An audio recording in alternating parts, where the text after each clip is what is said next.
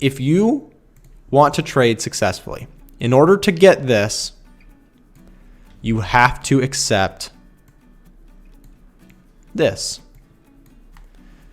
Okay, so if you gamble everything on one single bet, and it just so happens that it's part of the 40% losing rate of your strategy, assuming you even have a strategy. Most people don't even have a strategy, right? They don't even have something that they've tested or built, okay?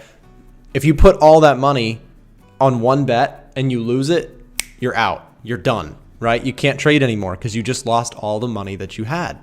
So my idea is, instead of taking all that money and putting it on one bet, let's do many small bets so that we let our edge play out over many trades.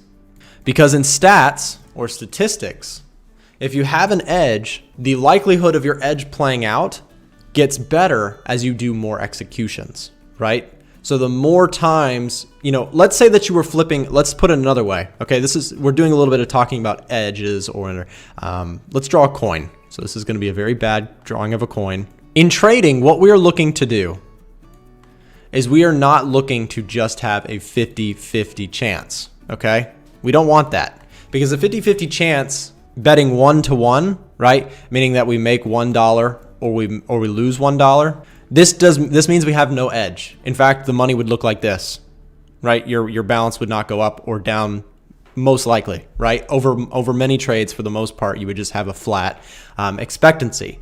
We want something like this. We want to have a coin where we have a 60-40, okay? And you don't make your money, and let's say it's also a 1-to-1, right? We don't make our money on one bet. If you find yourself making all your money on one bet and putting everything, and you feel way too nervous and you feel like your position sizes are huge, you're doing something wrong, in my opinion. That is far from the truth. The truth about successful trading is that success doesn't look like this. Success looks like this. So remember, when we just had no edge, when we had the no edge strategy, no edge. When we had the no edge strategy, we'll put it in red. It looked like this. Here's what a gambler looks like. This is what a gambling performance looks like. We'll put it in gold because they're chasing gold. It looks something like this.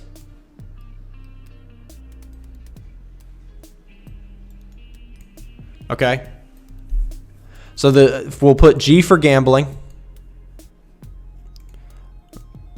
NE for no edge. And we'll put E for, actually we'll put PE for proper edge, okay? Does this make sense to everybody? For those of you guys who are watching here on the live stream with me, I don't know, I hope that what I'm explaining here makes sense to you guys, because I want you guys to avoid being, I would heavily hope that you want this too. I don't want you guys to be gamblers, because you will lose money. You will certainly lose money if you continue to trade with no edge over time, right? So I don't want you also to have no edge. That's why we're here. That's why we're talking about concepts that you can develop your own edge, and you can find yourself with a 60-40, 1-to-1, something like that, that over time generates a nice return, okay? Does this make sense? Do me a favor, put Y in the chat if this makes sense, and put no or in the chat if this does not make sense, so that I can hopefully hear from you guys. Sometimes when I'm just giving a lecture, I'm talking to people here on the stream of many different skill levels, people who are beginners, people who are more advanced, people who have been trading for a long time, right? We have a wide arrangement of different types of people that hang out on these live streams. So I ask you guys to make sure that what I'm saying is at least okay or understandable to the masses. Makes perfect sense, says Christian. I learned the hard way. Hazza says, definitely it's a game of odds. And I need an edge in your favor, being technical analysis, currency strength. Yeah, so something, right? You need something. The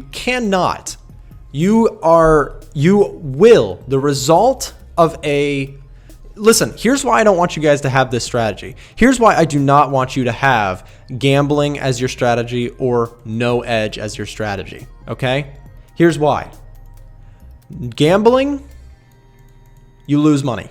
Guaranteed. You guaranteed will lose money if you trade long enough as a gambler, right? Because as a gambler with no strategy, not only do you not have an edge, but you're also massively over leveraging. If you massively over leverage, you inevitably will blow up. Okay, that's my experience. I have a channel here of over 30,000 subscribers. My team and I answer emails after DMs, after messages all day long from people messaging in and saying, hey, Nick, I blew up my account. My leverage was too much. That's why, right? Over leveraging is the fastest way to blow up in Forex trading. And that's why people come to Forex. Unfortunately, people come to Forex because they want to make their money double and triple very quickly, whereas that is just not where the real money is to be made. The real money is to be slow and steady using this concept here and doing it for many years. Okay. So gambler, we don't want you to be a gambler. No edge. We don't want you to be a no edge trader, obviously, because this loses money as well. Okay. A person with no edge has no expectancy. They have no chance of overtime. Could it happen randomly? Could they just get, quote unquote lucky and just somehow make money over time just due to randomness? It's possible, but we don't want to rely on randomness to tell us that we're going to make money in the currency market, because if we're just relying on gambling or randomness, they're very similar, right? Gambling or randomness expectancy can be bad, and in this case you could also look like this, right? You could have no edge and you could lose money over time as well, because this is the random factor, right? With no edge, you're literally just gambling in terms of randomness. You may be properly leveraged, but even if you manage your risk, if you don't have some sort of technical edge, that's important to know as well. Okay. Now, the final one we want you guys to do, everybody wants this. Everybody wants to be a proper edge in the market. And the reason the proper edge is so powerful is because you expect that over time your strategy is going to make money. And in my case, I don't use one strategy. So my concept is I have a couple strategies that historically, as well as so far in my forward testing, right? Proper edge 1 through 4. Currently, I have 4 strategies. I'm working on a 5th one that I trade, all of which have expected outcomes. Now, they are not purely technical. So sometimes people are like, well, Nick, just tell me what your strategy is and I'll just copy it exactly for what it is. And it's not so much that way, because it brings into this conversation this idea that trading, to me, has 2 parts. Okay. And I want to hear from you guys on this. This will be a fun experiment to hear from you guys. So trading, art or science?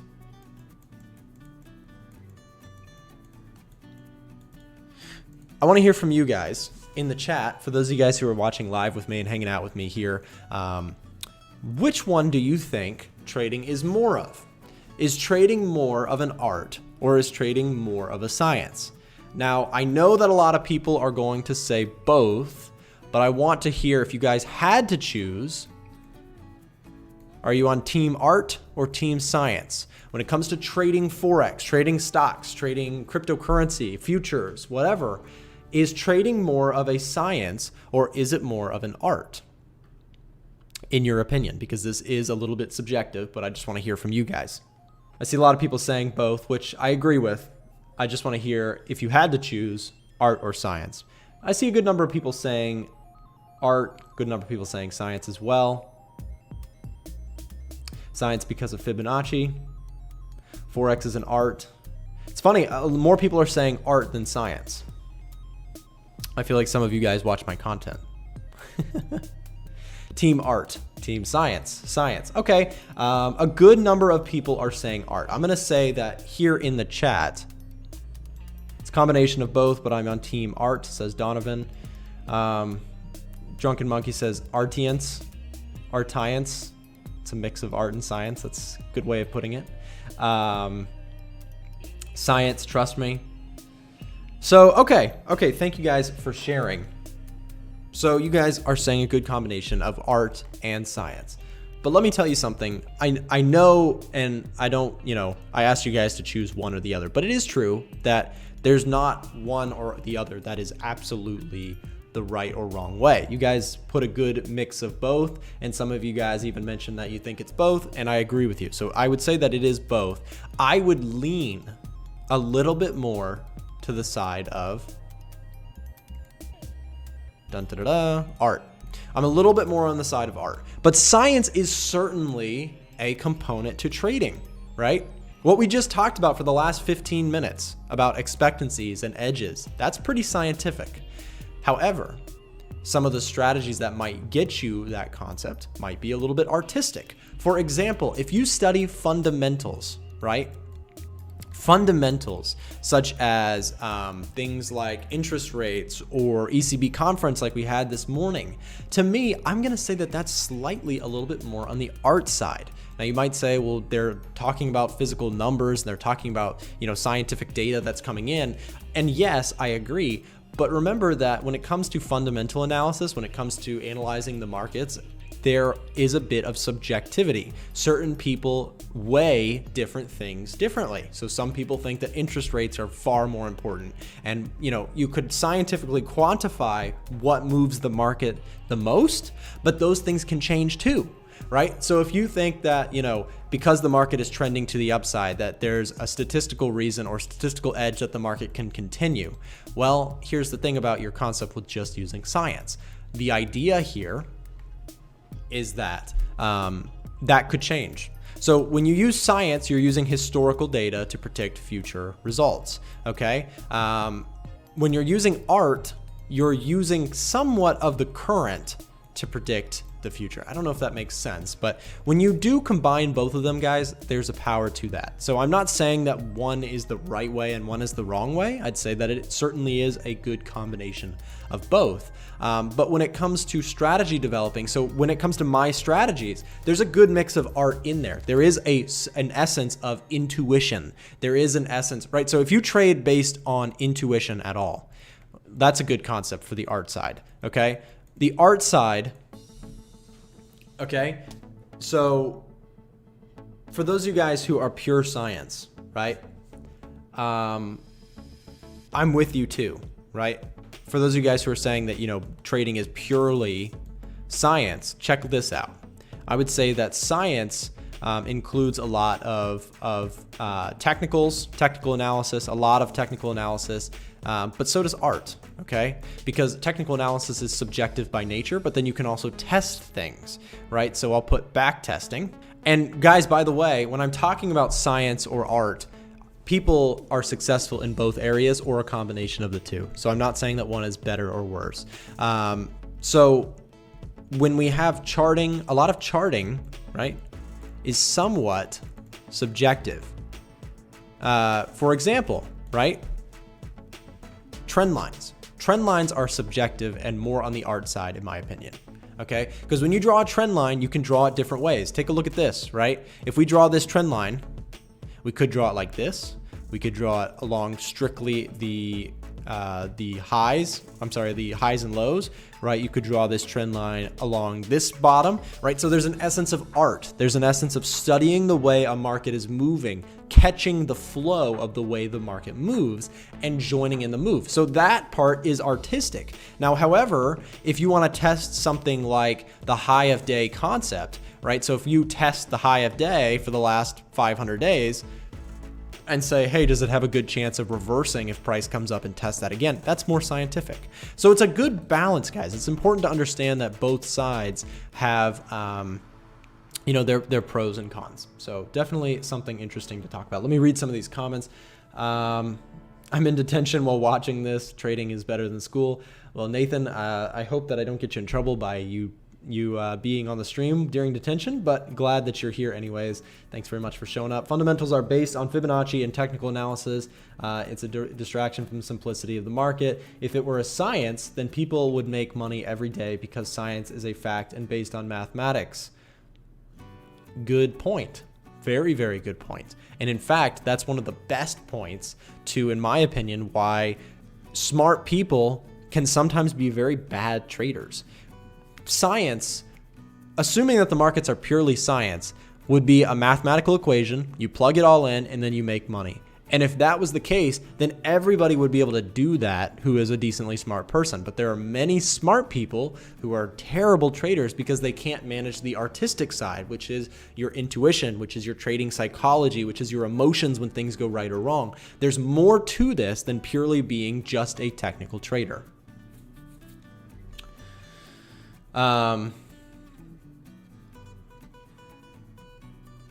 So, good mix of people who are here. We have some different opinions coming in, which is great. It's always good to, that's the purpose of this YouTube channel, is to bring people together, talk about what's going on in the markets, and share ideas. So thank you guys for your feedback there. I see a lot of good comments. I didn't read everybody's as I'm trying to do my best, but I see a good mix of art and science concepts and people sharing them. So thanks very much for that.